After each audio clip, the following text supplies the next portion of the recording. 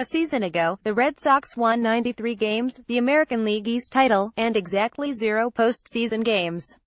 This season, the Red Sox won 93 games, the American League East title, and 1 postseason game. That's not just minor progress, it sure looks like a trend to me, friends. If I have the math right, and I'm sure I do, the Red Sox are in line to win 2 playoff games next year, advance out of the divisional round in 2019, then capture an American League pennant in 23. Oh, and don't book the duck boats for any school tours in October 2027. Based on this foolproof one more win for postseason progression, they're going to be needed for a parade.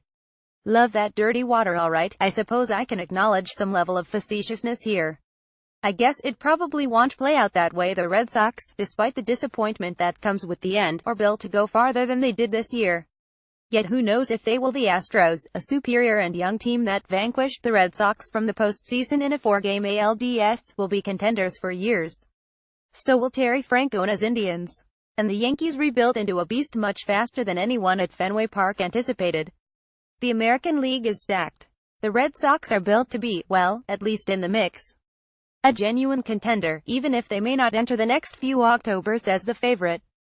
Maybe there's some skepticism about that this morning, which is understandable on the day when you wake up with all of the lingering what-ifs of Monday's season-ending defeat. What if Craig Kimbrell, who struck out 126 of 254 batters faced this year, didn't go full Schiraldi in the 8th and 9th innings of Game 4? What if John Farrell and Carl Willis recognized that Chris Sale's base-loaded whiff of Marvin Gonzalez to end the 7th inning, and 4 shutout innings of extraordinary relief work, should have been his walk-off moment? What if Farrell trusted Addison Reed more than Grady Little trusted Scott Williams? And what if Carlos Beltran, and don't you wish the Red Sox had a bat like that to pull off the bench in the late innings, had driven in an insurance run in the 9th? What if Rafael Devers had circled the bases twice on his inside-the-puck home run? What ifs, man. They'll haunt you all the way to Fort Myers if you let them. You should forget dwelling on what happened. It's more interesting to look ahead. The first matter of business heading into the off-season is figuring out who will be managing them. The status of John Farrell should be resolved soon. I suspect he is the prime reason fans will claim that this team, which won 15 extra inning games and seemed to walk off every other night in August, was dull. The only manager other than Terry Francona to win a World Series in Boston since 1918 does not deserve to be fired. But it will be understandable if it happens. There were silly little controversies all summer, and that reflects on the leadership. The Red Sox should be better next year no matter who is making out the lineup card.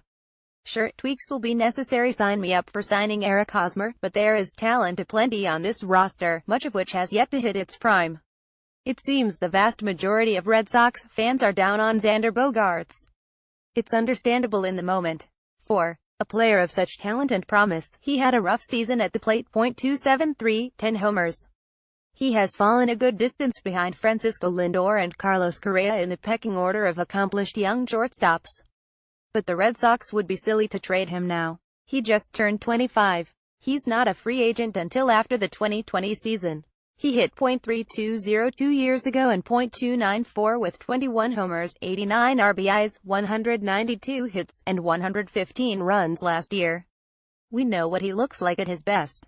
Don't forget it. He's still a cornerstone. Bogaerts' disappointing drop-off, partially due, we suspect, to a hand injury suffered in July, is emblematic of the lineup as a whole. We knew the lineup would be weaker with the departure of David Ortiz, who hit 38 home runs in his final season. But who could have expected universal decline up and down at Mookie Betts, who also just turned 25 and was one of the most valuable players in the league despite hitting just .264, saw his home run total decline from 31 to 24. Jackie Bradley Jr.'s fell from 26 to 17, Hanley Ramirez from 30 to 23, and Dustin Pedroia's from 15 to 7. The power outage throughout the lineup, in a year in which more home runs were hit across Major League Baseball than ever before, was bizarre, and it cannot be anything but a coincidence. Betts and Bogaerts should be better next year, perhaps significantly so. Andrew Benintendi, who hit 20 homers as a rookie, just his second full season in pro ball, is going to be a superstar, and soon. His Game 4 home run off Justin Verlander was stolen from Fred Lynn's 1975 highlight reel. Devers is the 1977 version of Butch Hobson, enthralling and erratic at once.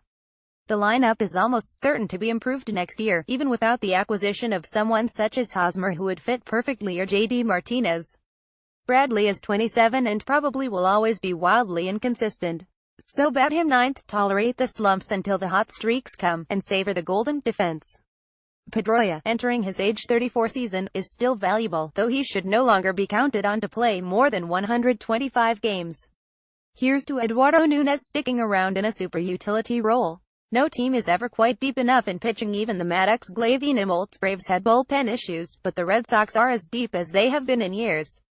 Sale, David Price, Drew Pomeranz, Rick Porcello, Eduardo Rodriguez, and Stephen Wright give them 6 starting pitchers of league average to extraordinary quality. The bullpen is deep and versatile. There is no reason for Dave Dombrowski to activate his trade machine. Add one quality bat, and this is a really good team in 2018. Maybe one that can win more than just one playoff game, or dare we wish, even more than 2.